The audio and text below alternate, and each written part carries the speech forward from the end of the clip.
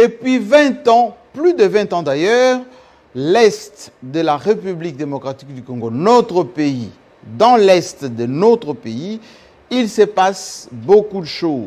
Surtout le drame de nos compatriotes, morts, viols, destruction, pillage.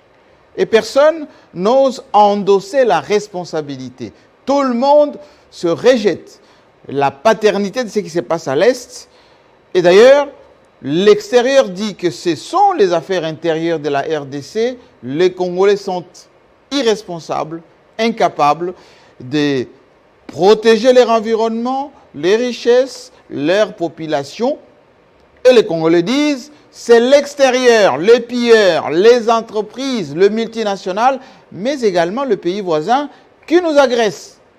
Pourquoi on n'ose pas dire toute la vérité? Et si on se disait la vérité sur ce qui se passe aujourd'hui à l'Est, oui, en toute franchise, qu'est-ce qui est dans le chef des Congolais, dans cette irresponsabilité? Est-ce que c'est un pays maudit? Est-ce que nous n'avons pas la possibilité de protéger notre nation? La dernière sortie du président de la République à l'Est, oui, il a dit, il va y revenir régulièrement pour en finir avec ce qui se passe, c'est-à-dire les morts. Toujours des morts et des pleurs. A-t-il raison ou tort? Les clubs d'aujourd'hui, exceptionnels, dans un décor aussi exceptionnel, depuis quelques jours, vous avez pris l'habitude de nous suivre. De l'autre côté, on revient autour de la table. C'est le club. Bienvenue. Pour analyser, décortiquer l'actualité de la semaine avec beaucoup d'impertinence, beaucoup d'insistance et beaucoup d'objectivité. Si vous voulez savoir comment ça fonctionne ici en RDC en matière d'actualité nationale, panafricaine et internationale, les journalistes congolais analysent avec beaucoup de logique. Vous savez, M. Jean-Marie Kassamba, si peut-être aujourd'hui la vision de cette chantier était appliquée à 90%, moi j'ai toujours été convaincu que Kabila allait rester dans ce pays président, je dirais même président à vie. Aujourd'hui dans notre pays, nous avons accepté la démocratie, Jean-Marie Kassamba. Et la démocratie, c'est aussi le respect de la séparation de pouvoir. Et dans cette classe politique, les gens à conviction sont à compter sur le bout des doigts d'une seule main. Et je pense que maintenant, il faut remettre de l'ordre le chef de l'État et veiller les cabinets ou les chefs des cabinets du chef de l'État. Quand il agit, son chef est-il au courant? On a décidé au Conseil des ministres d'enclencher les actions judiciaires pour le programme de 100 jours.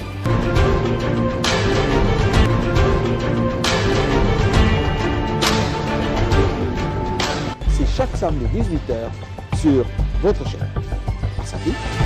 Les cabinets ou les chefs des cabinets du chef de l'État. Quand il agit, son chef est-il au courant? On a décidé au Conseil des ministres d'enclencher les actions judiciaires pour le programme de 100 jours.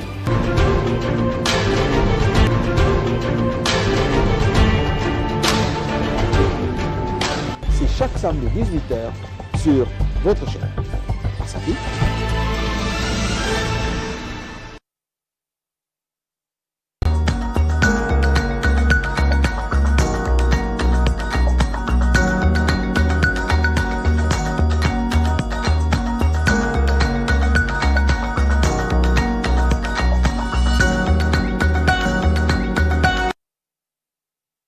Effectivement, un nouveau décor, le décor qui vous permet d'apprécier la beauté de l'image, mais également le cadre agréable que nous avons essayé de mettre en place pour vous. En ce jour spécial, merci d'abord pour tous les messages reçus de par le monde, merci pour la gentillesse. La vie ne mérite d'être vécue que lorsque vous vous sentez aimé. Et aujourd'hui, effectivement, on se rend compte que ce que nous faisons n'est pas vain et que vous êtes là, toujours là, pour nous rappeler que le bonheur, c'est parfois dans les gestes les plus simples. Bienvenue à ces clubs, parce que même en ces jours, nous avons toujours les devoirs de travailler et nous allons encore travailler beaucoup. Aujourd'hui, les clubs, c'est les têtes pensantes, comme vous le savez, de notre presse nationale. Israël Moutala, responsable du site 7sur7.cd. Bienvenue.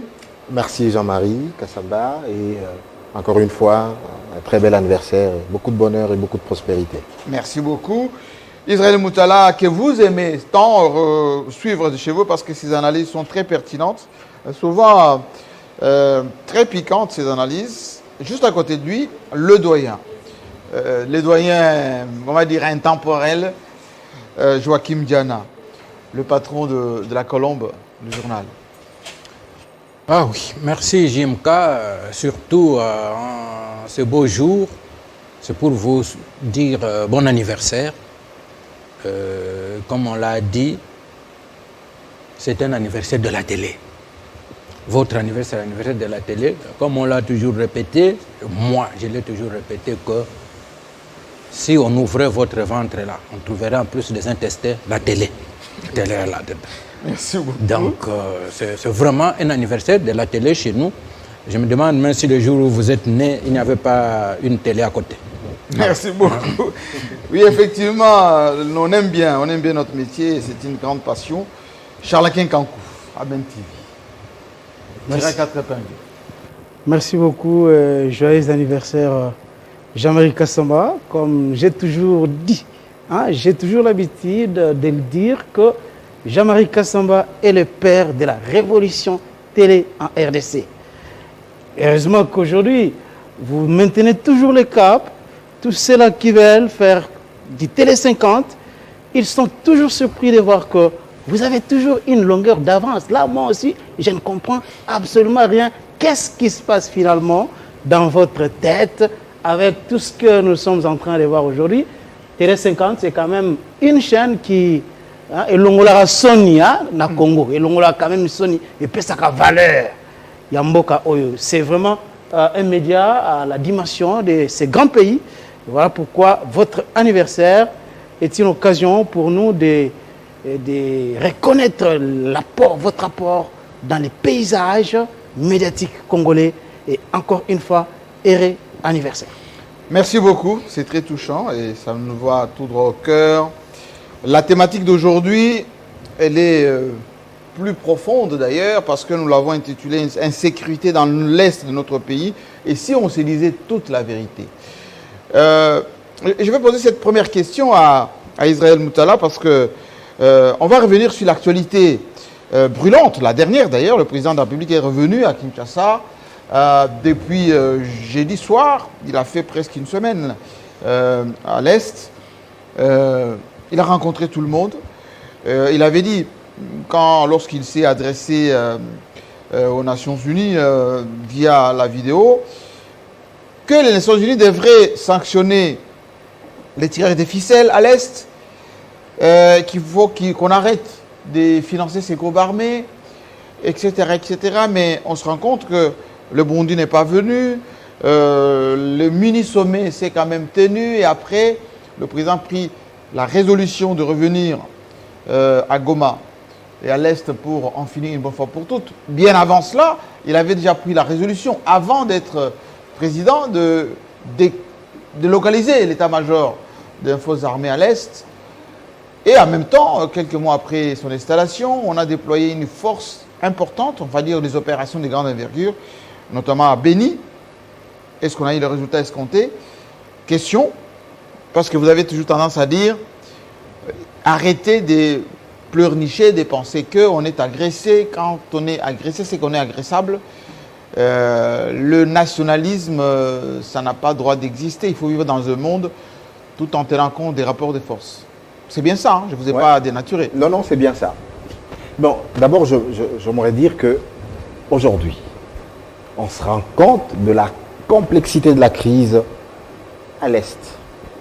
Je pense que les gens qui étaient assez durs dans leur jugement contre Joseph Kabila se rendent compte que la question est complexe. Aujourd'hui, Joseph Kabila n'est pas au pouvoir, mais la crise demeure.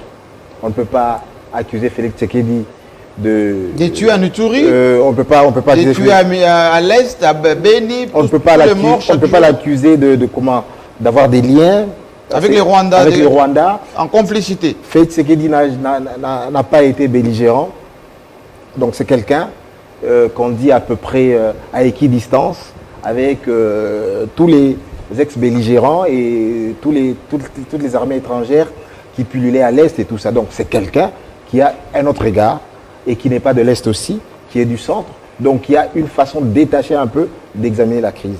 Mais vous voyez que ça va faire une année, malgré son volontarisme affiché, proclamé, parce qu'il a dit qu'il était même prêt à mourir pour amener la paix à l'Est. Il a fait des déclarations. Pourquoi ça n'a pas marché? Pourquoi ça n'a pas marché? Vous voyez que la crise, malgré, on n'arrive toujours pas à la résoudre. Et même là où il y a eu des résultats, dans le Nord Kivu, on a déplacé la crise. Ça veut dire que... Le triangle de la mort de Beni, oui, tout les ça. ADF qui étaient dans le Grand Nord, quand on les a un peu repoussés parce que l'armée avait intensifié ses actions, on les a repoussés vers l'Ituri et là, ils commencent à commettre encore des massacres odieux. Donc, cette crise, ça veut dire que c'est une crise multidimensionnelle. Donc, il y a des aspects communautaires. Ça veut dire que si des communautés congolaises ne s'acceptent pas, ne se tolèrent pas, on va beau faire, on va amener l'armée, mais on ne peut pas mettre l'armée derrière chaque case, derrière chaque communauté. Ça sera compliqué. Donc il y a un aspect communautaire que les communautés s'acceptent. Il y a un aspect de renforcer la puissance de feu de l'armée, l'organisation. Il y a un autre aspect, c'est l'aspect justement diplomatique. Il y a l'aspect diplomatique, ça veut dire que tous les pays qui soutenaient ou qui soutiennent encore le commerce illicite de nos minéraux, qui soutiennent les groupes armés parce qu'ils n'ont pas intérêt à avoir cette partie stable, il faudrait absolument que la communauté internationale soit plus sévère. Mais il y a aussi un autre aspect, il y a un autre aspect, c'est l'aspect de la justice. Oui. Donc, voilà. Si notre justice n'est pas encore à mesure de juger les crimes les plus graves, il faudrait voir justement la création d'un tribunal pénal spécial pour la RDC, comme le préconise Mukwege. Donc, vous avez des aspects politiques, communautaires, diplomatiques, judiciaires. Donc, c'est tout ça qu'il faut justement, militaire, amener justement à formuler une politique qui tienne compte de tous ces aspects. Alors, regardez un peu la parole. Lorsque les Américains ont conseillé au président Tshisekedi, une fois installé, d'entretenir de bonnes relations avec les Rwandais, on a décrispé. On a dit, voilà, ce qui posait problème avant, c'est qu'on avait des relations conflictuelles avec les Rwandais, avec les Ougandais. Parfois, Joseph Kabila était intransigeant.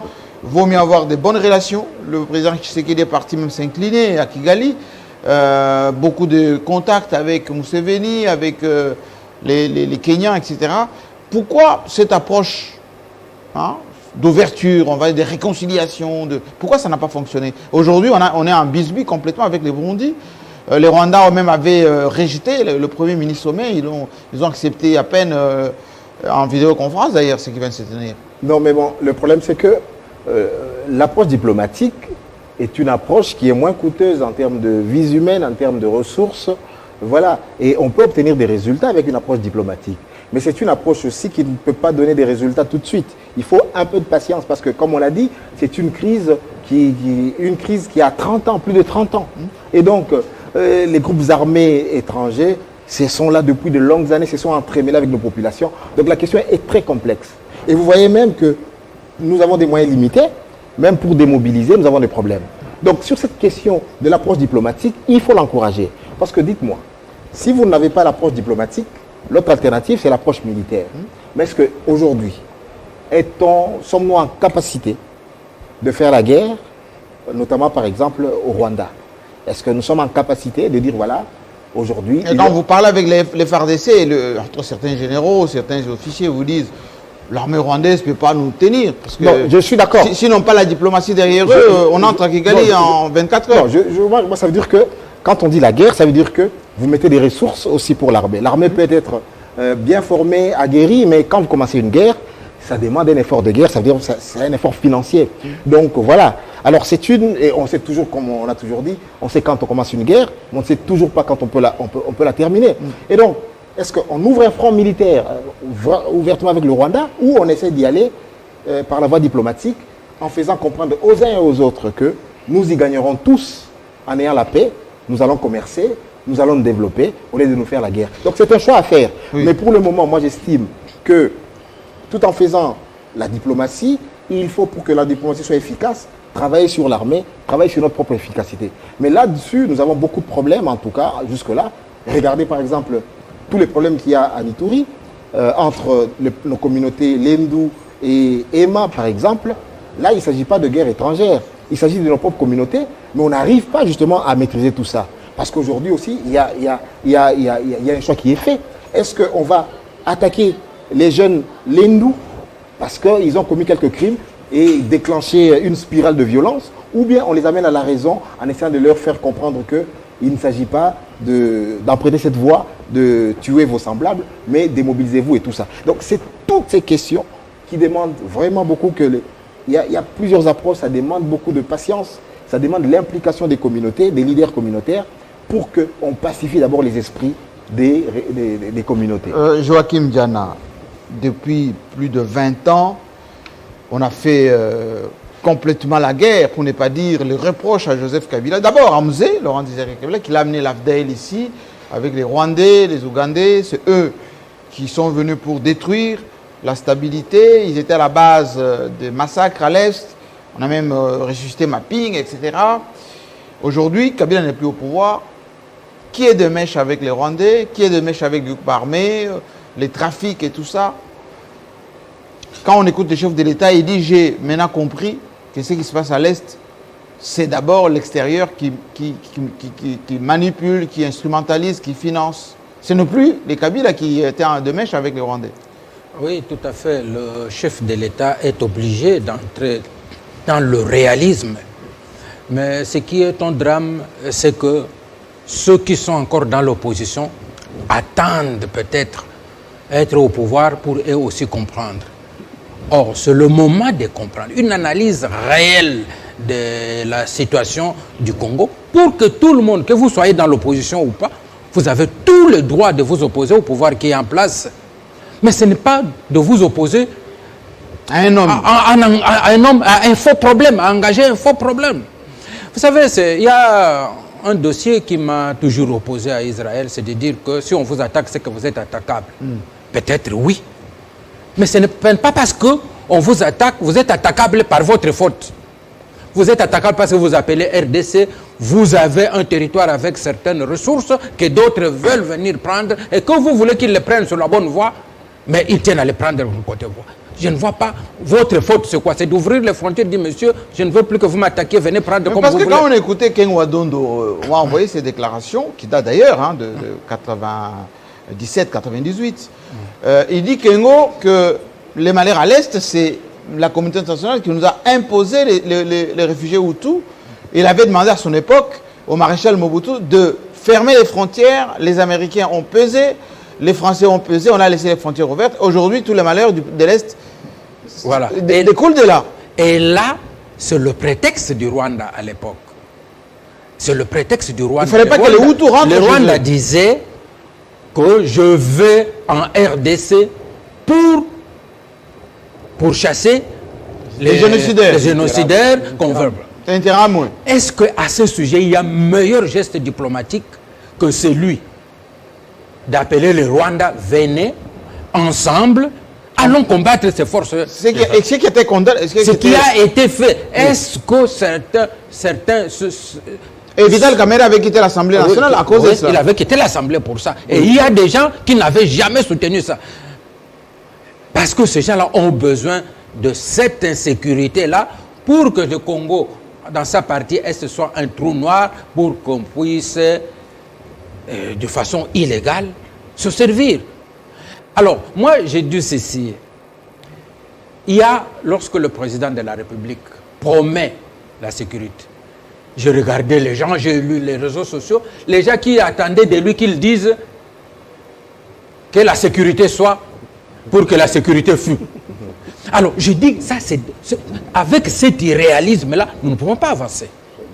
Il y a un vrai problème. On doit chercher à ce qu'on résolve ça. Aujourd'hui, ce n'est plus le problème. Le Rwanda, même si le Rwanda agissait encore, mais sous couvert. C'est couvert de groupes congolais. Et ces groupes sont entretenus. Mais voilà. Et on connaît même certains responsables congolais qui sont à la tête de ces groupes. Et lorsque ce groupe entend, par exemple à Kinshasa, dans les médias, il y a une tendance de l'opinion qui semble justifier leur présence.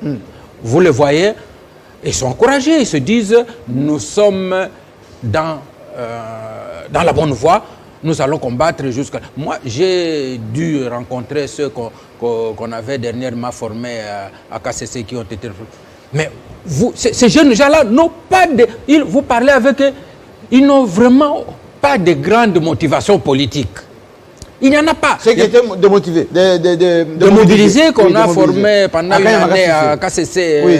qu'on a maintenant. Mais ils n'ont véritablement pas une construction politique Et dans pourquoi leur ils viennent pays. tuer leurs Ils compatriotes? vont tuer parce que c'est un peu comme un mouvement. Ça arrive, vous savez. L'engouement. Oui, l'engouement. Nous avions connu. Et les Congolais, c'est comme ça, c'est le suivisme. Quand il y a une cabine téléphonique qui le monde fait des rapporte, cabines. tout le monde crée des cabines.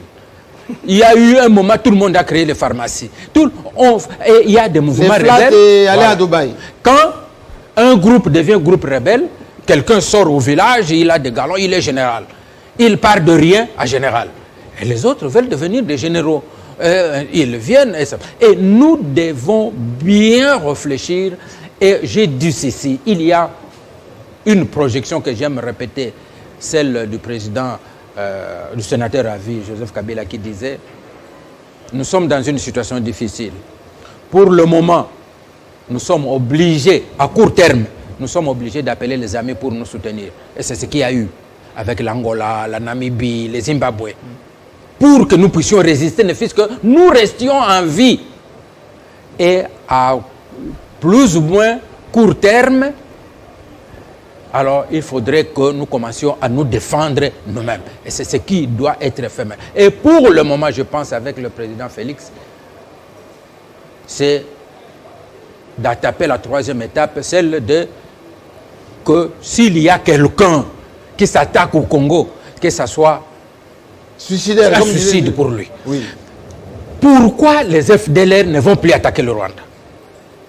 Ce sont des FDLR, ils sont opposés au pouvoir rwandais, mais ils sont au Congo.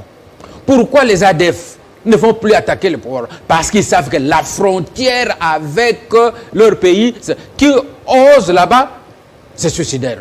On va même prendre les opposants à Dibaï, on les amène, on va les tuer. Mais demain, que Félix le fasse, c'est ça le côté diplomatique, qu'il le fasse, qu'il y a un opposant quelque part qui nous parle, on le prend. Et tollé général. Oui. Il y aura des sanctions. Mais le Rwanda le fait, l'Ouganda Voilà, le le fait. Rwanda le fait. Dans le silence total, il y aura des sanctions ciblées, ainsi de suite. Total, comment il y en a.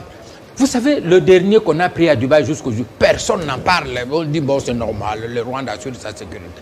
Devrons-nous, nous aussi, devenir la prunelle des yeux d'une certaine communauté internationale pour qu'on nous protège? Donc, cela, le côté diplomatique, c'est peut-être... Mais alors, je vous pose cette question quand même, Joachim Diana. On nous a dit qu'on était en relation privilégiée avec les États-Unis, la Belgique, etc.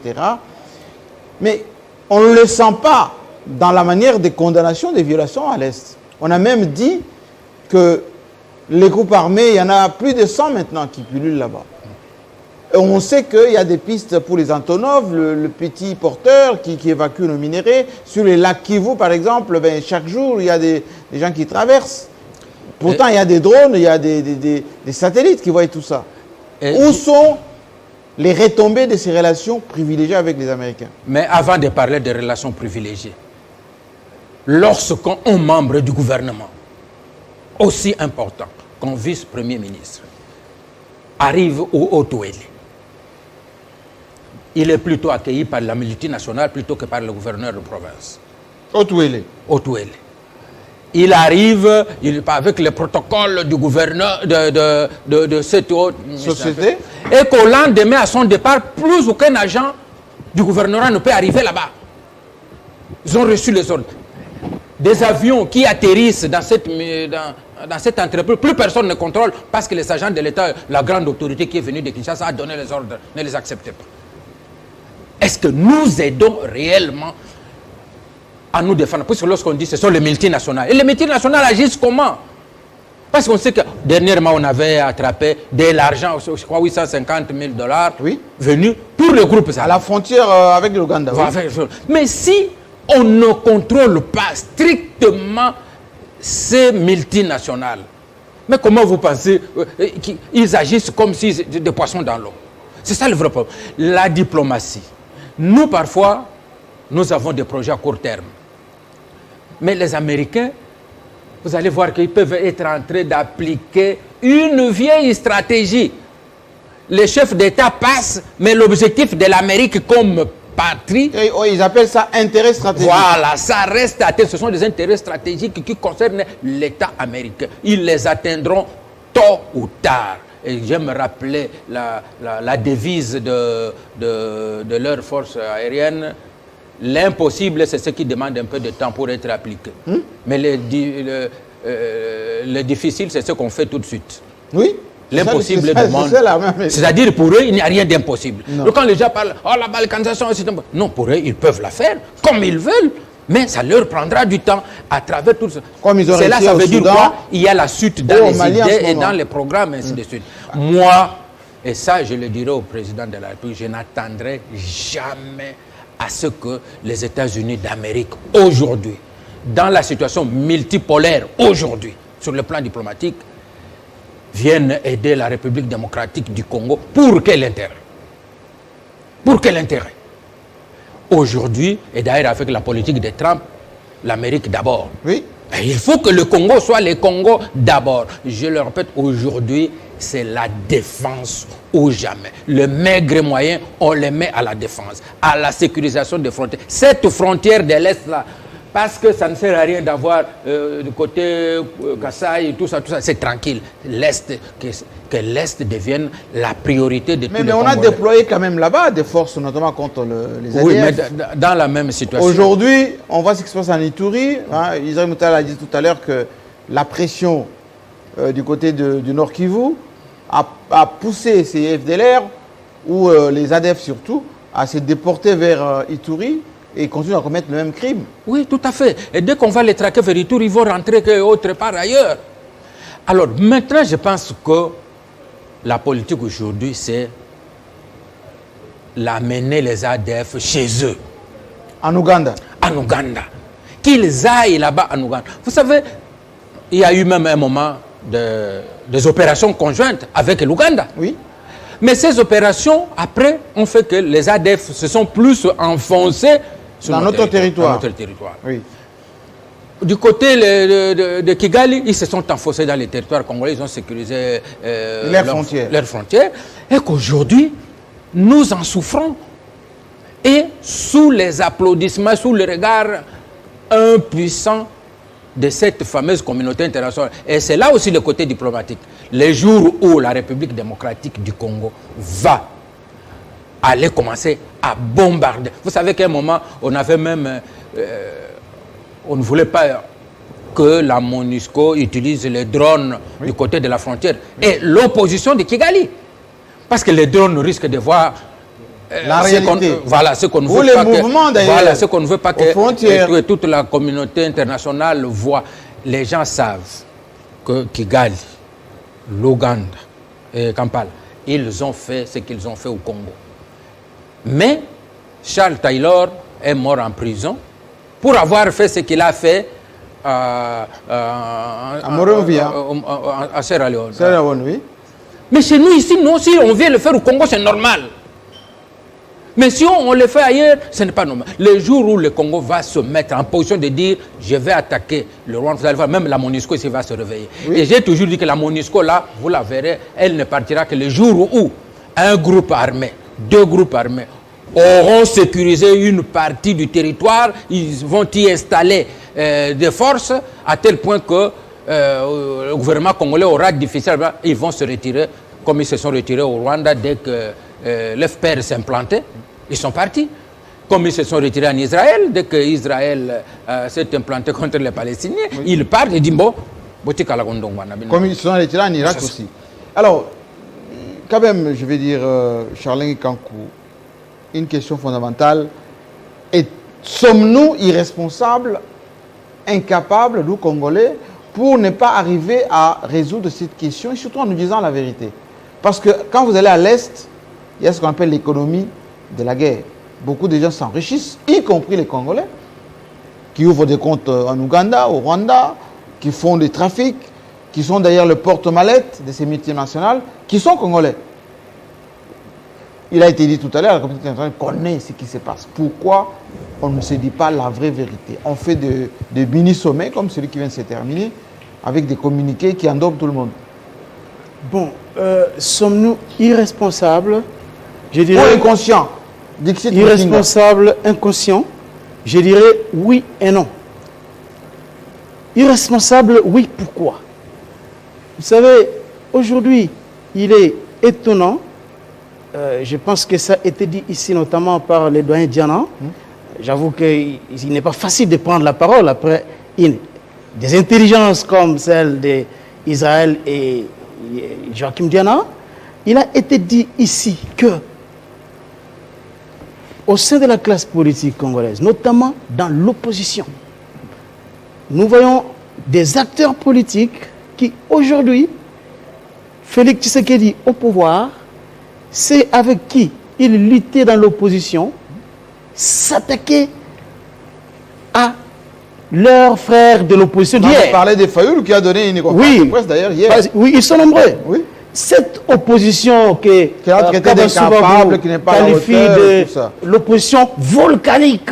Oui, ça démontre à la fois les fragilités psychologiques de nos acteurs politiques. Parce que moi, je ne peux pas comprendre que pour une question aussi essentielle, une question vitale comme celle de l'intégrité territoriale, les Congolais peuvent commencer à se diviser éternellement. Comment? Je ne comprends absolument rien. Félix Positionnement peut-être. Oui, bon, mais c'est ça les populismes. C'est ça. Et je me rappelle quelqu'un qui disait que le populisme est le plus dangereux des narcotiques, le plus puissant des opiums, parce que ça annihile l'intelligence, la patience, la culture, l'effort conceptuel. C'est ce que les opposants aujourd'hui sont en train de faire. Nous avons vu ici sur les cas Minembwe, je vais revenir sur on va en parler de Minembwe. Il y a des gens qui ont démontré comment Félix Tshisekedi a vendu le pays. Oui. Ils ont crié dans tous les sens. Ils ont dit Félix Tshisekedi a envoyé Robert Roy installé Minembwe. Exactement. Il a vendu Minembwe aujourd'hui, au Rwandais, sachant que cela, et maintenant il recule. Aujourd'hui, Félix Tshisekedi est en train de faire face aux réalités du pouvoir. Hier, je l'ai toujours dit, moi je n'ai jamais été d'accord avec ce qui disait que Kabila entretenait l'insécurité à l'est du pays. Parce qu'on pouvait voir Kabila arriver à Beni aujourd'hui, il quitte une heure après, on tue, on pille. C'est ce qui s'est fait aujourd'hui. L'asymétrie de cette guerre dans cette partie de notre pays est une question extrêmement complexe. Je ne reviendrai pas sur les différents fronts ici brossés par Israël Moutala et Joachim Diana. Il a parlé de la diplomatie, du front militaire, de la justice et aussi du front promotion des dialogues intercommunautaires. Mais moi, j'ajouterais aussi les fonds de développement. Parce que qu'est-ce qui fait que tous ces jeunes gens-là, chômeurs, se retrouvent dans des milices? C'est peut-être parce qu'ils n'ont pas de boulot. C'est peut-être parce qu'ils ont trouvé que dans ces milices et ces différentes rébellions, c'est un gagne-pain. Ils peuvent prendre les armes, aller là-bas, exploiter illicitement des minerais, les vendre. Mais combien il y a eu de démobilisations? Il y a eu quand même des démobilisations. Donc, oui, donc les démobilisations. Les DRR, le mixage, le brassage, tout ce qu'il y a eu. Des mobilisations démontrent que l'armée est en train de faire le travail. Les fonds militaires marchent. Bien qu'il y a des infiltrations, ça on doit le reconnaître. Mais grâce à la puissance de feu des FARDC, il y a des groupes armés qui se rendent. Alors, parce que n'étant pas à mesure d'engager une guerre frontale avec les FARDC. Et aujourd'hui, lorsqu'on fait la comptabilité macabre à Beni et dans toutes les autres parties de l'Est du pays, ce sont des tueries des gens qui viennent, 2 ou 3 personnes, ils font une éruption dans le village et tuent 2, 3, 4 personnes. Et moi, je ne vois aucune armée du monde faire face facilement à ce genre de tueries, parce que l'armée n'a pas les dons d'ubiquité. On ne peut pas trouver dans aucun pays du monde où on déploie sur une frontière, par exemple, de 1000 km, on déploie chaque militaire à chaque mètre. C'est pratiquement impossible. Voilà pourquoi, autrefois, moi je disais ici que face à cette complexité-là, Joseph Kabila avait fait une belle proposition. Et moi je trouve qu'en attendant que le budget de notre armée soit revu à la hausse, aujourd'hui c'est 355 millions de dollars. Ça ne représente absolument même pas un milliard, rien du même tout. pas un milliard. Bon, alors, en attendant que notre armée puisse soit professionnalisée et puisse acquérir l'expertise de cette guerre asymétrique, on peut procéder par la construction de grands villages. Ça a été proposé à l'époque, je crois, dans l'un des discours sur l'état de la nation, Joseph Kabila, il avait proposé qu'il y ait des regroupements de certains villages, de sorte que l'armée soit quand même en mesure de sécuriser ces grands villages-là. Parce que lorsque vous allez à Beni, vous trouvez dans un village où il y a 10 personnes, 4 personnes, il est difficile que l'armée soit déployée dans tous ces villages-là et dans toutes ces forêts-là. C'est vraiment compliqué. Et l'armée qui aujourd'hui devrait avoir en principe des drones de surveillance des frontières, des drones comme on les appelle MAL, moyenne altitude et longue endurance. Je me rappelle encore en 2013, lorsque Jean-Yves Le Drian était ministre de la Défense en France, il avait fait la commande aux États-Unis de ce type de drones. Absolument. Et le budget pour 12 drones, c'était 640 millions de dollars. Et c'était pour venir, entre autres, soutenir l'opération Barkhane au Sahel.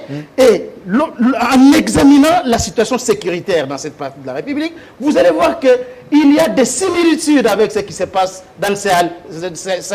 C'est entre autres les rivalités des clochers, entre autres c'est le terrorisme, parce que ce qui se fait là-bas aussi, c'est le terrorisme. Alors, comment maintenant mettre fin à cela?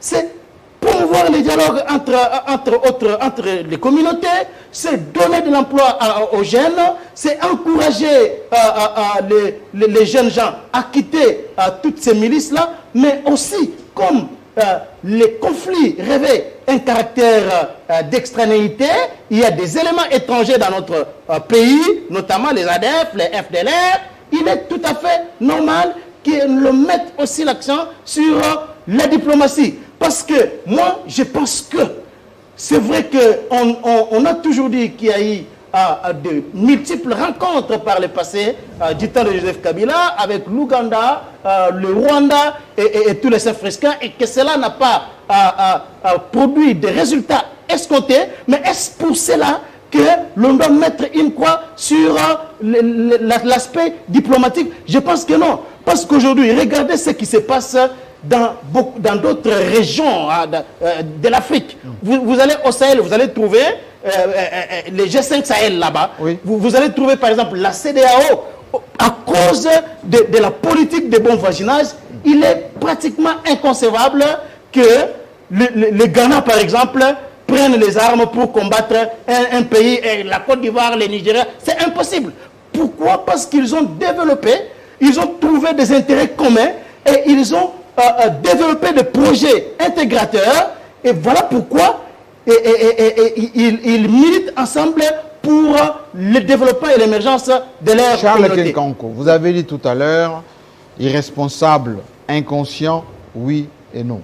Mais, lorsque les Mathieu Ngonjolo, lorsque les Germain Katanga, sur l'eau des Occidentaux, naturellement, sont arrêtés, sont devenus presque des parias, aussitôt revenus, on les responsabilise pour aller encore entrer en contact avec les communautés. Pourquoi au Nord Kivu, par exemple, au Sud Kivu, on n'a jamais arrêté des chefs de bande, des chefs de guerre, certains chefs coutumiers qui entretiennent cela? Pourquoi on n'a jamais gelé les avoirs de ces gens-là qui sont installés au Rwanda, en Ouganda, un peu partout? Pourquoi on ne le fait pas sur notre sol? Bon, pour question d'intérêt national, comme on le fait aux États-Unis, en France, par exemple. C'est ça on aussi. Les connaît, ces gens-là. Les commerçants, par exemple, du Nord Kivu ou les commerçants du Sud Kivu. Bon, c'est aussi ça la complexité de cette insécurité. Est-ce que c'est la faiblesse de l'État? La République. Aujourd'hui, on a toujours dénoncé le fait que certains officiers militaires sont dans les coups, ils vendent des minerais, ils entretiennent certaines milices, ainsi de suite. Est-ce que cela est faux? Je peux dire oui, mais aussi non. Parce que dernièrement, nous avons suivi une vidéo, c'est pas moi, d'un sergent ou un adjudant qui parlait en swahili. Heureusement que moi, je ne connais pas bien cette langue, mais il y a ceux qui nous avaient aidé à interpréter ce que ces messieurs. Qu'est-ce qu'il disait? Il disait effectivement qu'il était envoyé par un tel général pour aller soutenir un X-groupe rebelle. Et parce que ces généraux-là étaient en démêche avec ces groupes-là. Et ils étaient au nombre de 14 ou 15 comme ça. Il y a même un site sérieux qui avait aussi publié cet article-là. Donc, vous voyez qu'il y a, à l'occasion des brassages, des mixages, il y a eu des ennemis qui se sont infiltrés dans notre armée et qui trouvent aujourd'hui que ce qu'ils reçoivent comme solde de la part de l'État congolais, c'est pas suffisant. Il faut que se transforme en généraux commerçants. Oui. Il faut qu'ils construisent des immeubles. Oui. Comment peuvent-ils les faire avec les soldes qu'ils reçoivent?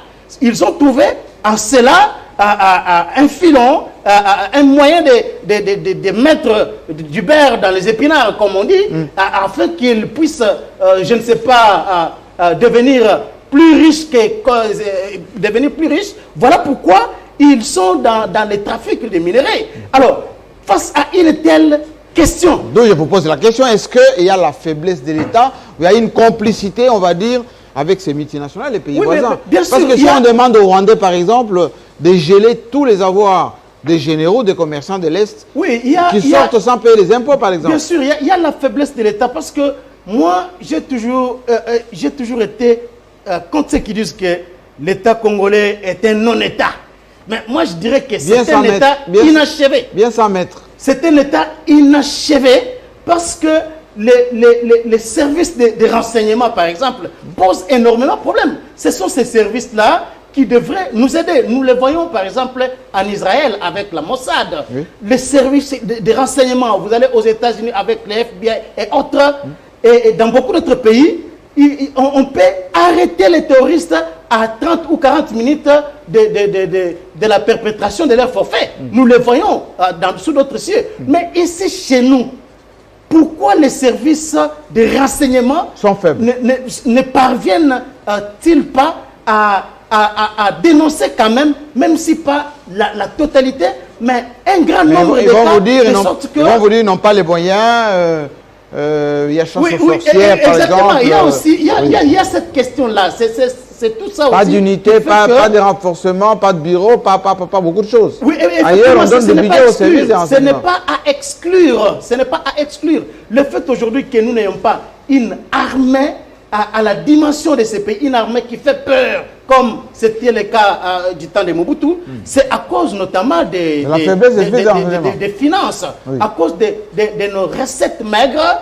J'ai parlé ici de 350 millions de dollars. Est-ce qu'une armée d'un grand pays comme le nôtre peut avoir 355 millions de dollars comme budget? Et regardez, le président de la République, heureusement, il a reconnu cela dans sa conférence de presse à Goma, où il a dit que les militaires sont les seuls patriotes aujourd'hui. Si on peut chercher les patriotes dans ce pays, on va les retrouver dans l'armée. Parce qu'ils meurent pour nous. Mais pourquoi ils meurent? Parce qu'ils ont accepté de servir sur les drapeaux. Mais regardez la manière dont ils sont traités. Oui. Ils ont des salaires de misère. Et nous devons faire un effort pour que nous ayons une armée qui va faire peur aux pays qui nous convoitent. Ces pays que Yérodi a qualifié des astéroïdes, qui gravitent autour de la République démocratique du Congo. Nous devons avoir une armée professionnelle. Merci beaucoup. Alors je vais demander à Israël Moutala qui nous dise quand même cette question de peuplement.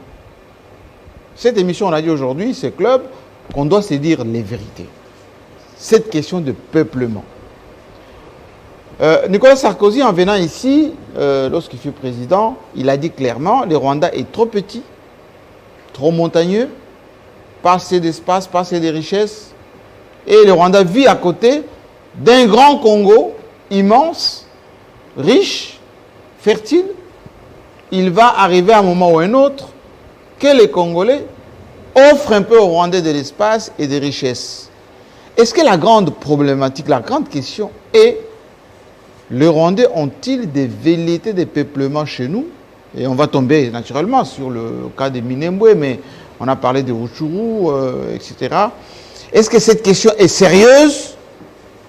Et pourquoi les Congolais ne l'affrontent pas des visu? Parce qu'on dit toujours tout Ilande, mais on ne dit pas souvent la vérité.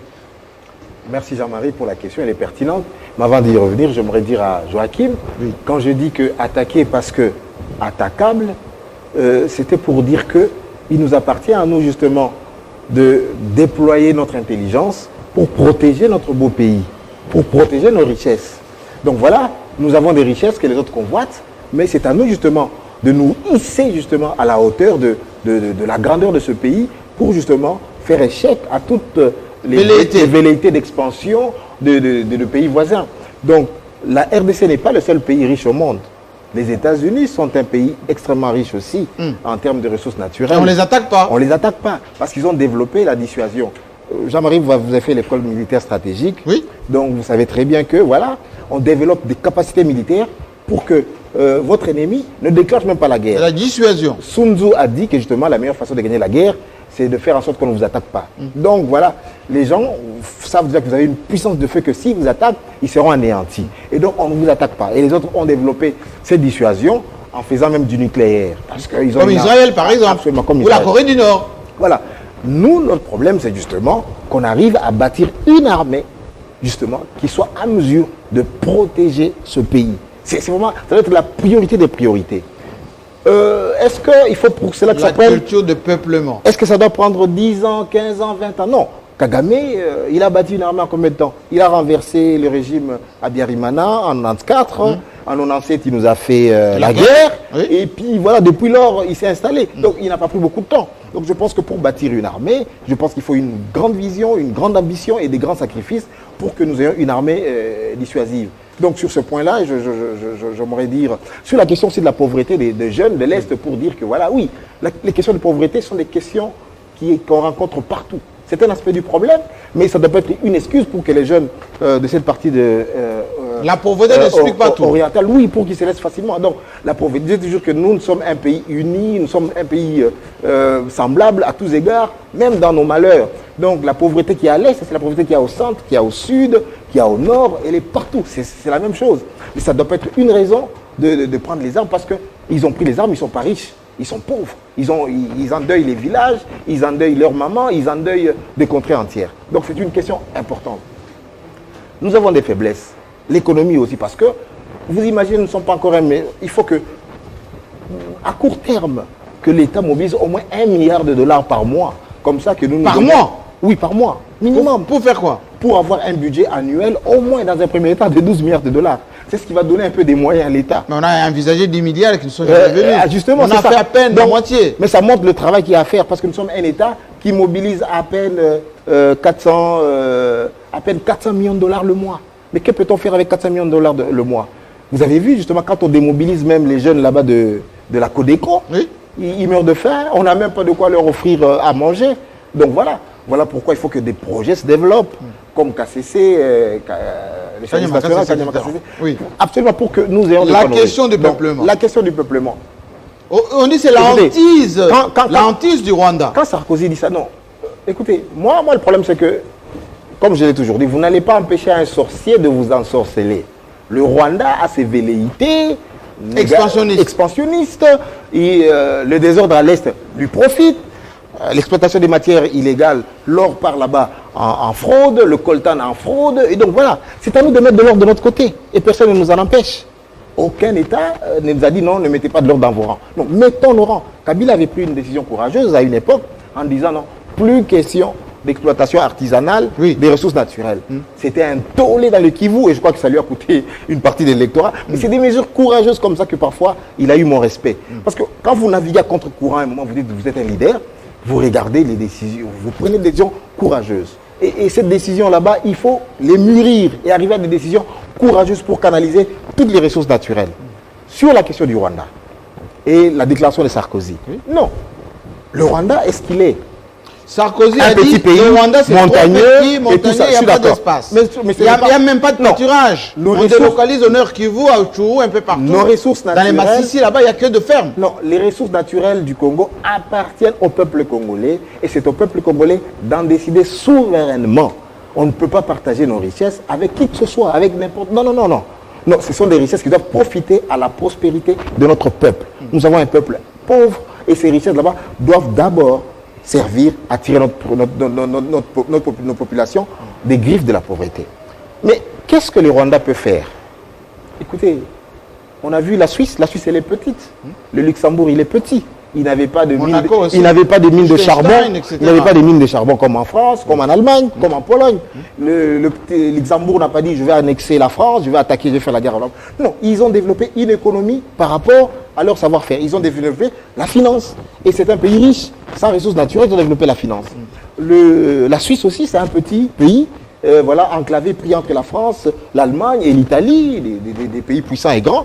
Il n'a pas dit non, je vais nourrir des velléités expansionnistes. La Suisse a dit non, je développe aussi la finance et puis l'horlogerie fine et puis voilà. Voilà, c'est comme ça que le Rwanda s'est inventé. Et je pense que le Rwanda est en train de développer une économie de services parce qu'ils ont compris qu'ils n'ont pas les ressources naturelles. Donc, il y a assez de génie Non, mais est-ce dans que- l'humain mais est-ce pour que justement cette hantise- développer une économie qui correspond aux ressources, à la configuration, à la géographie de son pays et non pas de faire la guerre. Israël Moutala, les gens vont penser que vous éludez la question parce qu'elle est stratégique, parfois dangereuse, mais est-ce qu'il y a l'hantise Tutsi, ce qu'on appelle Emma Tutsi, qui fait que Museveni veut diluer les Tutsis dans toute cette région, un peu au nord Kivu, le sud Kivu, Kagame fait autant. On veut empêcher que la majorité Hutu restant chez nous, eh bien, qu'ils restent chez nous, parce que là, au Rwanda, il n'y a pas suffisamment de place, etc.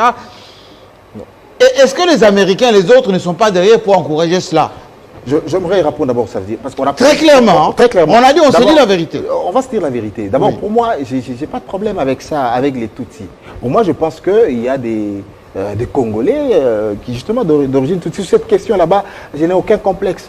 Donc, ça veut dire que pour moi, je reconnais. Mais Bitago a dit, ces Congolais-là, oui, ils se voient plus rwandais que Congolais. Oui, mais justement, si vous avez une partie des Congolais qui se considèrent plus rwandais que Congolais, mais posez-vous les bonnes questions. Pourquoi? Parce qu'ils ont fait, à un moment de l'histoire, l'objet de rejet. Ça veut dire que, voilà, c'est tout ça. Mais faisons qu'il y ait une politique, justement, d'intégration, d'assimilation. Tout simplement, c'est ça. Parce que, écoutez, les Tutsis, ce n'est pas un groupe homogène. Non. Museveni qui est Tutsi fait la guerre avec le Rwanda, avec Kagame, ils ne s'entendent pas. Aujourd'hui, c'est la guerre, ils étaient au bord de la guerre. Absolument. N'eût été la médiation Même l'intervention de Tshisekedi. de Tshisekedi et Des Sassou. et des Sassou et de Laurent, ils étaient au bord de la guerre, ils ont fait même la guerre. Ils ont fermé les frontières. Ils se sont fait la guerre avec Sangani d'ailleurs. Absolument. Oui. Mais regardez même les Nilotiques, vous regardez un peu la guerre entre les Somalie. l'Érythrée et les Somaliens. Donc voilà. Donc ce n'est jamais quelque chose de gagné. Et Et l'Éthiopie. Oui. Ils se sont fait la Entre guerre. les Kenyans, même certains Somaliens. Absolument. Qui posent des bombes là-bas. Et vous regardez même au sein même de l'Érythrée, il y a des problèmes sérieux entre eux-mêmes, de même souche. Donc, je pense que pour la paix, c'est quelque chose de fragile, c'est jamais quelque chose d'acquis. Donc, il faut absolument qu'on arrive à une coexistence pacifique.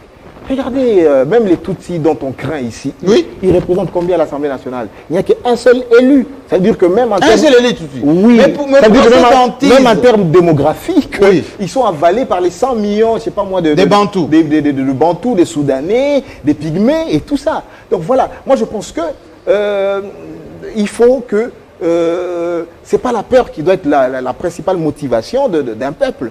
C'est l'espoir, c'est la puissance, c'est l'expansion, c'est la domination. Moi, je pense que les Congolais sont des gens fiers, sont des gens forts, qui ne peuvent pas redouter n'importe qui. Non, les Congolais, ils doivent revendiquer leur originalité, défendre leur pays, et donc on n'a pas peur d'un peuple. Non, nous pensons que tous les peuples qui composent le Congo forment une force. Et moi, je pense qu'aujourd'hui, on peut trouver une place pour cette communauté Tutsi. Donc, la question des Minembwe, la question des Minembwe, c'est des questions qu'il faut Est-ce que la examiner question de Minembwe, avec froideur. Israël Moutala, on fait beaucoup de reproches en ce moment à Robert parce qu'il est Tutsi.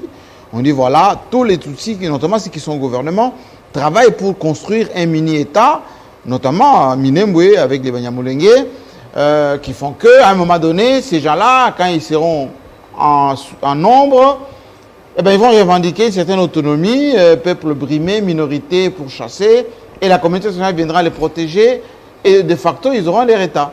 Non, d'abord, je dis que... C'est ça la hantise aussi. Je dis d'abord que la communauté internationale, parce que, pour revenir encore sur les questions diplomatiques, on a vu aussi encore sur Kabila, ici, l'aventure du M23 en 2013. Et je pense que on a tapé sur le Rwanda. Le Rwanda a vu les premières sanctions et il a reculé. Quand il avançait pour prendre la ville de Bukavu et tout ça, je pense qu'on a tapé sur le Rwanda. Alors que Goma était tombé. Ouais, les sanctions sont tombées. Donc voilà, il n'y a pas. Ça veut dire que quand il y a des preuves probantes, il y a une diplomatie agissante. On peut voir que la diplomatie peut agir parce qu'on a tapé sur le Rwanda, les sanctions sont venues et le Rwanda a reculé et on a défait le M23. Et donc moi je pense qu'aujourd'hui, pour Minembwe spécialement sur cette question-là. Écoutez, on a vu les jeux d'eau des Américains. Ils n'ont pas l'ambassadeur américain.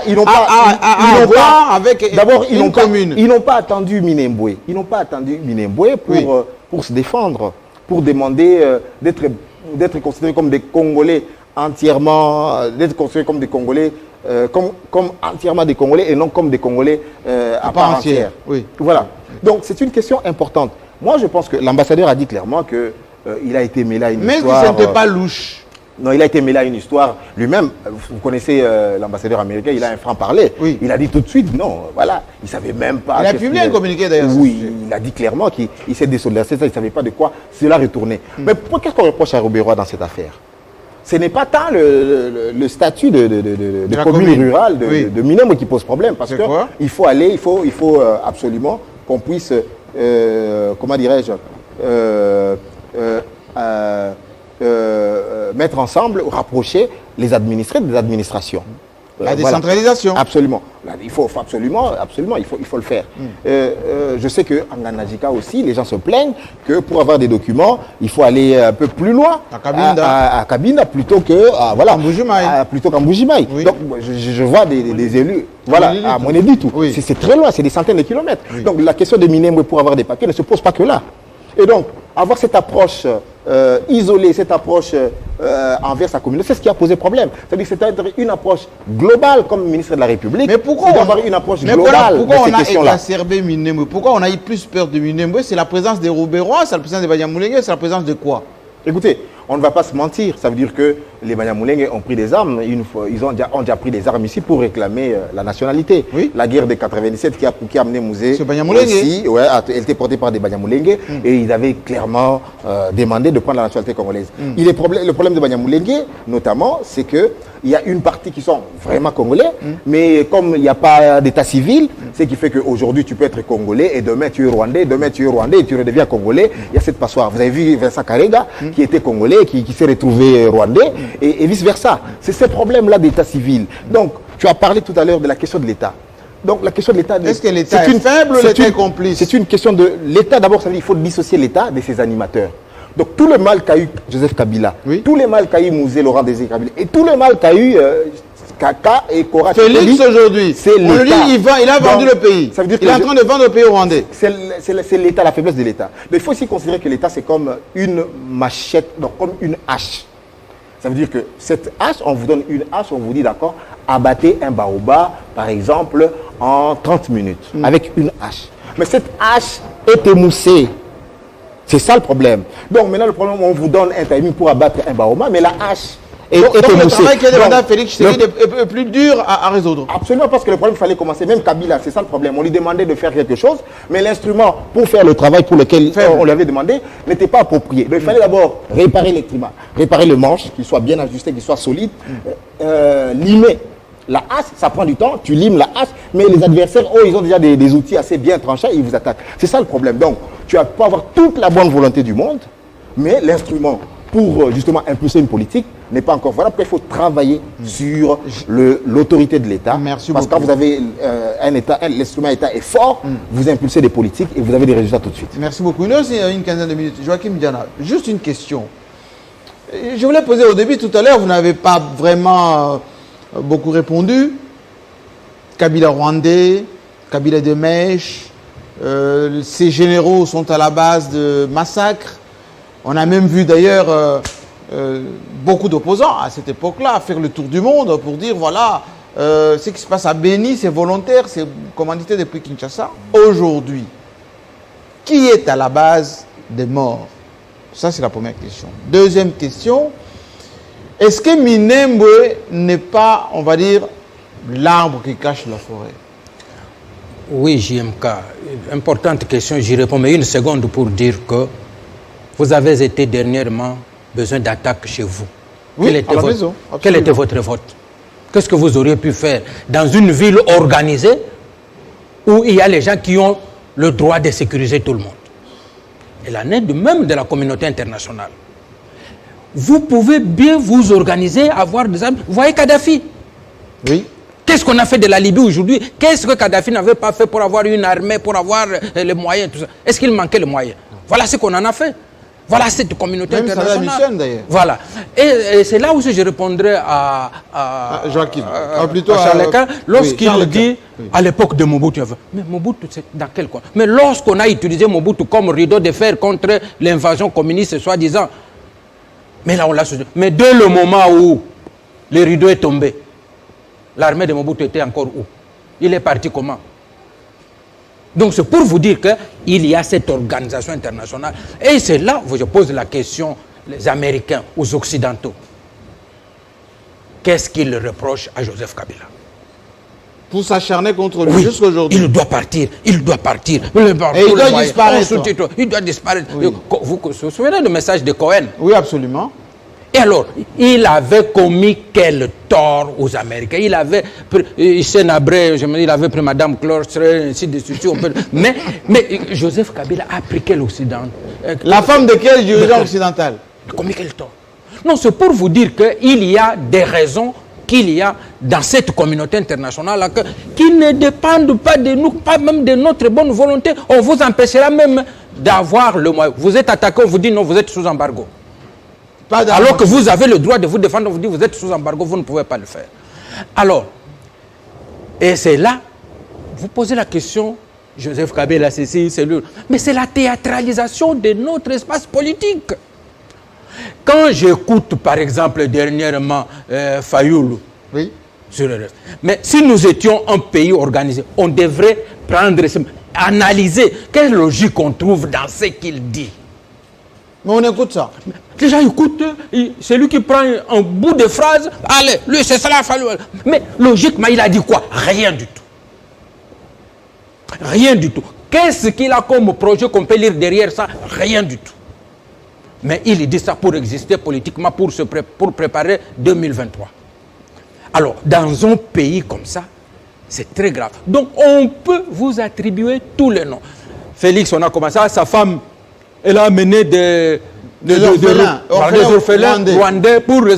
C'est comme si pour vous opposer à un adversaire politique, vous devez inventer des histoires sur le... Et comment vous pensez que lorsque vous avez passé votre temps à inventer les histoires, une fois que vous êtes au pouvoir, vous pouviez développer le pays? Vous connaissiez les vrais problèmes du pays pour qu'on puisse les résoudre. Le problème aujourd'hui qui nous occupe, les problèmes de Banyamulenge et Minembwe. Moi, je pose la question. À travers le monde, vous avez dit Sarkozy. Sarkozy, vous avez Alsace. Oui, l'Alsace-Lorraine, oui. Mais ils sont plus allemands que français. Oui. Est-ce que c'est là fait un problème? Mais la Corse plus italien, d'ailleurs ça a été récupéré auprès des Italiens. Et ils ont la petite Belgique à côté, mais pourquoi ils ne donnent pas un peu de territoire à la Belgique aussi? Qui se battent... même à Monaco. Voilà. Donc c'est pour dire qu'il y a des choses inacceptables dans ce... Aujourd'hui, c'est Tshilombo qui a vendu le pays. Et vous savez pourquoi? Parce qu'on a qui a vendu Minembwe. Il y a sur base de ça, on a créé un vrai faux problème. Regardez toutes nos frontières. Comme c'est une seule frontière où on n'a pas le même peuple de part et d'autre. Il n'y en a aucune. Aucune de frontières. Et on voudrait nous faire croire que seule la province du Sud Kivu, la frontière avec le Rwanda, là, avant de tracer cette frontière, les Belges ou les Occidentaux qui se sont retrouvés à Berlin avaient d'abord poussé les rwandophones, poussé là-bas, vous Congolais poussez, nous traçons la frontière et plus personne ne passe. J'ai entendu, lorsque un homme politique anciens ministres comme Bitakwira. Moi, Oui. j'aime d'y parler franchement. Absolument. Que moi, je suis né en 1960, j'ai vu ces gens-là venir. Mes chers amis. Et là, vous voyez, il est devenu la vedette dans tous les médias. Ah, Tout le monde le reprend. Et pourtant, c'est l'homme qui a abruti avec cette histoire, il a abruti l'opinion congolaise. Il existe certains des Congolais. Moi, je suis né avant Bitakwira, il est né en 1960, moi, je suis né en 1954. Je suis né avant lui. Nous avons appris qu'il existait des nilotiques dans ce pays. Il existait des nilotiques. Et même à la conférence nationale, on a fait l'histoire. En 1930, il y a eu des transplantés qui sont venus trouver la minorité autochtone rwandophone qui était là-bas. En 1950, il y en a encore qui sont arrivés. Donc, pendant ce temps-là, l'enfant qui est né en 1960 voyait tout ça. Il les a vus venir. Et là, les gens acceptent sans discernement. J'accepte ça. Donc, on a créé ces problèmes. Ces gens-là sont venus. Et ils sont venus. Ils veulent prendre la terre. J'entends même le soi-disant historien qui dit là-bas, c'est une terre pleine de minéraux. À Minembwe. À Minembwe. Alors, ailleurs, il n'y a pas de minéraux. Voilà. Lorsqu'on crée une telle plateforme, c'est pour soulever les Congolais, pour dire aujourd'hui, eh ben, le vrai problème, c'est Banyam. Et ça va vous occuper. Et vous savez ce que ça va venir.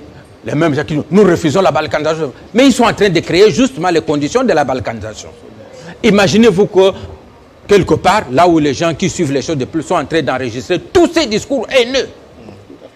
On est en train de les enregistrer et que démon les espoirs pour dire que ces gens-là, ils veulent devenir des apatrides. Les Rwandais disent qu'ils ne sont pas les Rwandais, les Congolais disent qu'ils ne sont pas les Congolais. Ils sont en difficulté, on doit leur donner un État. Voilà la balkanisation préparée. L'objectif. Et ce sont ces gens-là qui préparent justement cette balkanisation-là. Alors, moi, je pense que les gens, s'ils n'ont rien à faire, qu'ils se taisent quand même et qu'on laisse cette question-là.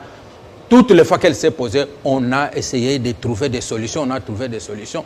Et que même si demain, moi j'aime le dire, il peut y avoir demain quelqu'un qui va chercher. Lorsque le Kasaï a fait sécession, oui.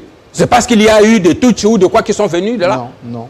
Lorsque le Katanga avait fait sécession, est-ce qu'il y avait problème de peuplement qui sont venus à gauche, à droite? Il se peut que demain ça soit à Goma. Mais il y avait James Clam à l'époque. On ne doit pas faire une fixation à Kisangani. Oui. On ne doit pas faire une fixation à Minembwe. On ne doit pas nous abrutir. Moi, j'ai dit que là, on pourra tout dire. Personne ne m'engagera sur cette loi. Parce que maintenant, on construit ça. Parce qu'on veut se préparer l'électorat à l'Est. Voilà.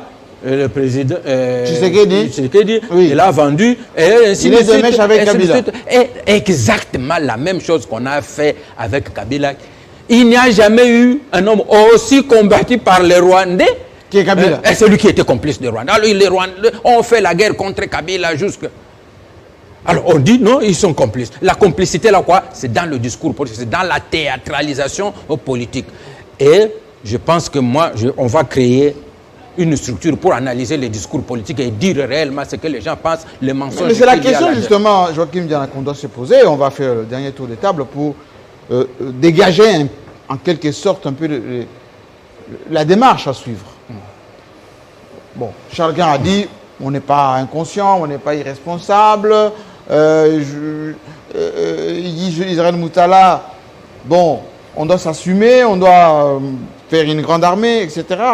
Mais lorsque nous-mêmes, Congolais, sur le plan politique, depuis 1960, on n'a pas une classe politique qui se préoccupe de l'avenir, qui est dans la consommation immédiate, qui est dans les nominations, qui est dans l'acquis, enfin, même des petites acquisitions, etc. Est-ce qu'on pourra s'en sortir de cette façon-là? Non, non, on ne va pas s'en sortir. Il nous faut absolument une véritable révolution de mentalité. C'est ce que je dis ici, Joachim Diana a totalement raison. Oui. Ça veut dire que créons de l'espace, travaillons au développement, assainissons le débat politique. Bon, à un moment... On a plus de 450 ethnies. On ne veut pas dire que chaque ethnie fait son indépendance. Et c'est dommage. Moi, j'aimerais absolument que... Voilà, il faut que les Tutsis se sentent dans leur pays. Parce qu'ils sont... C'est dans leur pays. Oui. Pourquoi cette psychose? C'est pas possible. C'est par rapport aux Rwandais, c'est par rapport à une certaine suprématie, c'est quoi? Oui, moi, le problème, c'est que justement, on confond Rwandais et Tutsi. Or, le Rwanda, il y a 3 ethnies. Il y a les... On confond, il y a les Tois. Il y a les Tois, et les Hutus. les Hutus et les Tutsis. Oui. Mais ici, chez nous aussi, nous avons les Hutus. Oui. Nous avons les Hutus qui sont de Congolais, Kivu, qui sont Kivu, dans le Rutshuru. Oui. Et même les Banyamulenge là-bas, c'est une branche de Tutsis qui sont quand même assez différents de les ceux montagnes, qui sont différents de ceux qui sont dans le Nord Kivu. Et puis on les appelle les Aïrois d'ailleurs. Voilà. Et puis il y a d'autres, un peu leurs branches nilotiques qui sont les Hema en Ituri. Donc voilà un peu cette branche-là de peuplade nilotique. Mais, moi je pense que notre force, c'est dans cette diversité d'acceptation des autres. Raciale, culturelle. Moi je pense qu'on s'accepte. Voilà. Parce que j'entends, il n'y a pas une tribu Moulingue, mais ils sont là, c'est une réalité. Ça veut dire qu'ils existent. Il y a des villages, il y a des chefferies, ils existent là, et depuis, ce ne sont pas des gens qu'on a transplantés, et voilà. Ils ont des... Donc le discours de Bitakou n'est pas vérable. Ils ont des attaches, voilà, ils ont des attaches réelles, ce n'est pas des gens qu'on a transplantés. Non, il y a des attaches. Et donc moi je pense qu'encore une fois, nous revenons sur la question de l'état civil. Oui. Nous revenons sur la question du recensement. Donc voilà, pour maîtriser les flux migratoires, les populations et même voilà. Donc c'est tout ça. Moi je pense que nous là, est-ce que la réponse, je vais venir chez vous, est-ce que la réponse serait dans la carte d'identité ou serait dans le recensement, on va dire, électoral en vue de 2023? Non, je pense que ça passe d'abord par le recensement où vous avez une photographie général. On ne va pas y injecter des étrangers parce que c'était la hantise en 2016. Non, qui est là. Non, le problème c'est que nous sommes nombrilistes ici parfois à un moment, mais je ne pense pas qu'aujourd'hui les Congolais vivent mieux que les Rwandais. Et écoutez, voilà, les Congolais ne vivent pas mieux que l'Angolais, le Congolais ne vit pas mieux que les Zambiens. On a du travail ici. Nous sommes misérables. Effectivement, nous sommes misérables. Oui. Donc nous avons du travail à faire sur nous. Nous sommes trop nombrilistes. Nous pensons que nous sommes les plus beaux de la terre. Non, pour devenir les plus beaux de la terre, les plus puissants, les plus heureux, on a du travail à faire. Donc les Ougandais vivent mieux que nous. Les Kenyans vivent mieux que nous. J'ai visité ces pays. On doit le savoir. Les Tanzaniens vivent mieux que nous. On doit le savoir. On doit le savoir. On doit le savoir. Et donc aujourd'hui, qu'on ne dise pas que nous, là, c'est un pays où... Voilà, tout le monde nous envie et tout le monde nous misérables. Nous sommes misérables. Quand vous regardez nos indices de développement, nous sommes misérables. Et donc il faudrait qu'à un moment que nous nous regardions vraiment dans le miroir et que nous regardions notre laideur et que nous travaillons à la réduire. Dernière question, plutôt Charles Quint. Vous avez toujours tendance à dire tout est possible, tout est faisable si on a de la volonté. C'est qu'on reprochait hier à Joseph Kabila. On est en train de charger Félix Tshisekedi aujourd'hui. C'est la faute à qui? Est-ce que le fait qu'il va s'installer par exemple à Goma, ça va résoudre ces problèmes de non-acceptation des communautés? Ça va résoudre ces problèmes des compagnies étrangères qui viennent chez nous? Ça va résoudre les problèmes des Congolais eux-mêmes qui trafiquent avec l'extérieur, qui traversent la nuit sur les lacs Kivu? Bon, la décision de Félix Tshisekedi d'aller s'installer à Goma, oui, je pense que ça doit être ça sera la concrétisation de sa promesse de campagne. Il avait dit qu'il faut... Oui, état-major. Et aujourd'hui, il lui-même a dit au cours de la conférence de presse que la chaîne de commandement est kilométrique. Et voilà pourquoi il doit être sur place pour notamment promouvoir... Mais est-ce que c'est ça qui va donner l'argent à l'armée, au budget, le fait de s'installer là-bas? La question notamment de la démobilisation des armements et réinsertion communautaire puisse se dérouler comme sur des roulettes. Alors maintenant, la question des Minembwe, la question des Banyamulenge, moi je pense que nous devons aussi comprendre les Congolais. Il y a eu quand même 8 millions de morts dans ce pays, s'il vous plaît. On parle de 8 millions de morts. Causé par quelqu'un. Oui, bon, causé entre autres par les Rwandais qui avaient dans son sac certains qui s'appellent Congolais aujourd'hui, qui sont Congolais parce que moi, je sais que ce sont des Congolais.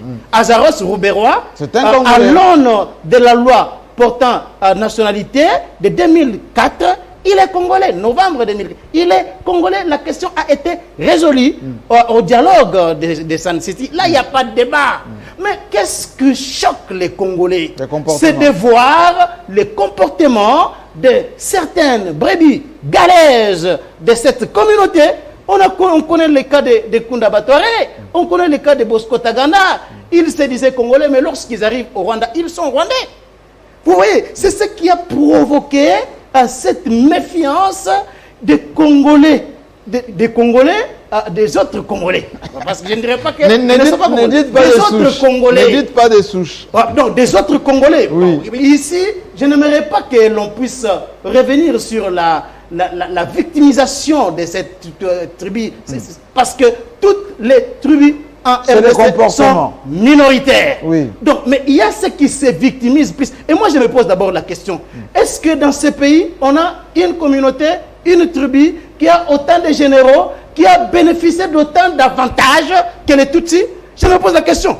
Reprenez, non, s'il vous plaît. Si vous allez aujourd'hui au Kassa oriental, vous êtes Mwena Kalonji, ou bien vous êtes Mwena Yamba, vous trouverez 4, 5, 10 généraux de Bena Yamba, de Bayaka ou de je ne sais qui. Mais vous allez retrouver quand même que pendant un certain nombre d'années, les Tutsis ont bénéficié de beaucoup de choses ici. Mais parmi eux, il y a des bons citoyens. Il y a des bons citoyens. Il y a des bons généraux aussi. Pourquoi Azarias Roubewa peut descendre à Minembwe, tambour battant, mais les ministres, pour l'installation d'un bourgmestre?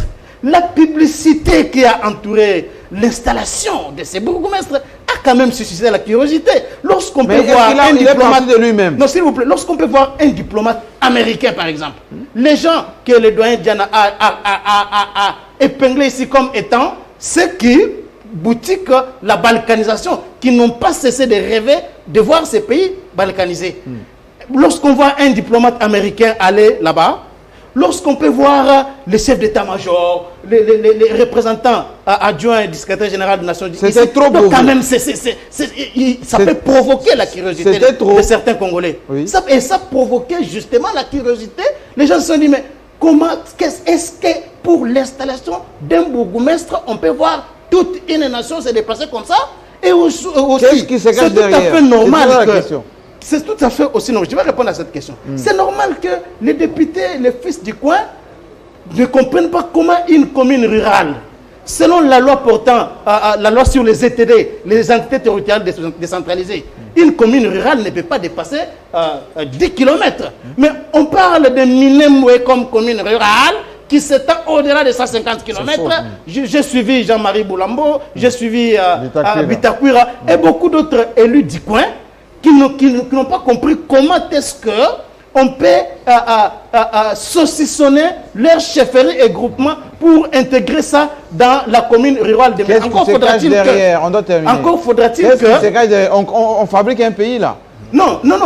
D'abord, moi, je pense que lorsqu'on regarde même la joie que cela a suscité dans les chefs de beaucoup... On a suivi des vidéos. Un pasteur, tout ça, ça peut quand même énerver les Congolais. Un pasteur qui parlait de Minembwe, il présentait ça comme une victoire. Donc, moi, je sais qu'aujourd'hui, jusque-là, il n'y a pas encore un document délimitant la commune de Minembwe. Il n'y en a pas.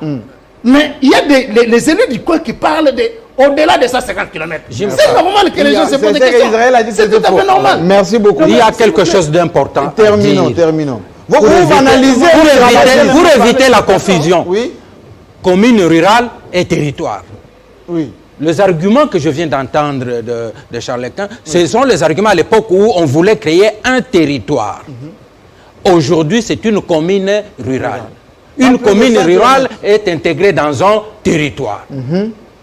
Alors, selon la loi, ça doit être une grande agglomération. Mais pourquoi autant d'engouement? C'est ça ce qui est... Mais justement, on désinforme. Les arguments qui ont toujours milité pour que on retarde l'installation de Minembwe, c'est que Minembwe ne remplissait pas les conditions d'une agglomération. C'est plutôt des villages... 20 000 habitants, ce qui n'est pas le cas aujourd'hui. Oui, une agglomération avec 20 000 habitants. Mais ce n'est pas question d'un territoire, ce n'est plus, on confond. À un moment où on voulait créer un territoire, on a dit pour qu'il y ait un territoire, il faut rogner les autres territoires. Mais aujourd'hui, une commune rurale est dans un territoire. Comment une commune rurale va sortir de son territoire pour aller rogner les autres territoires? C'est un argument justement Merci beaucoup. Pour mettre Merci beaucoup. Je pense qu'on a touché complètement à la fin de cette émission qui a été vraiment spéciale sur la situation de l'Est. Les vérités, vous les avez entendues, autour de ce qu'on ne dit pas très souvent. Il y a bien évidemment des responsables à l'extérieur, tout comme à l'intérieur de notre pays. Il faut prendre son courage et dire les Congolais participent aussi à cette insécurité. Les étrangers nous manipulent. On doit se faire respecter. Point virgule ici. On va se retrouver la semaine prochaine pour un nouveau numéro du club avec naturellement beaucoup de journalistes. Regardez ces plateaux. C'est fait pour vous, pour que vous puissiez, en tout cas, voilà.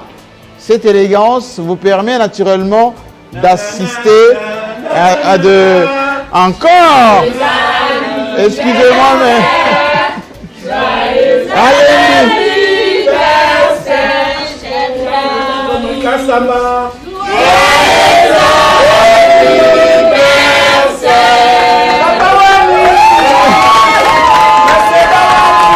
Alors, vous voyez, j'ai du mal à conclure parce que effectivement j'ai été inondé sur votre plateau. En général, tous les samedis, c'est pas comme ça. Voilà, la meilleure présentatrice, elle est là.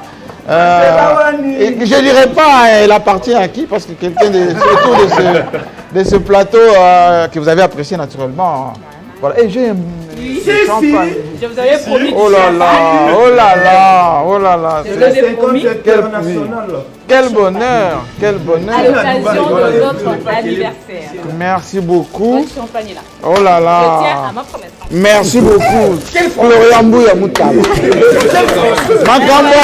Makamba bono tolingaka.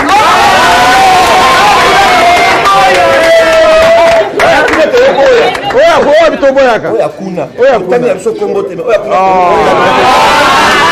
Makamba bono tolingaka. Merci beaucoup. Les journaux dans quelques instants, mais bon, la fête continue jusqu'à lundi. On va continuer à se faire plaisir en tout cas sur... Merci beaucoup. Je suis très heureux en tout cas. Je suis l'homme le plus heureux pour le moment. Hein? Si. À très bientôt. Allez. Futur président actuel, Azali, Akozala, Père Akozala, Kaka. Merci beaucoup. Merci. Les filles.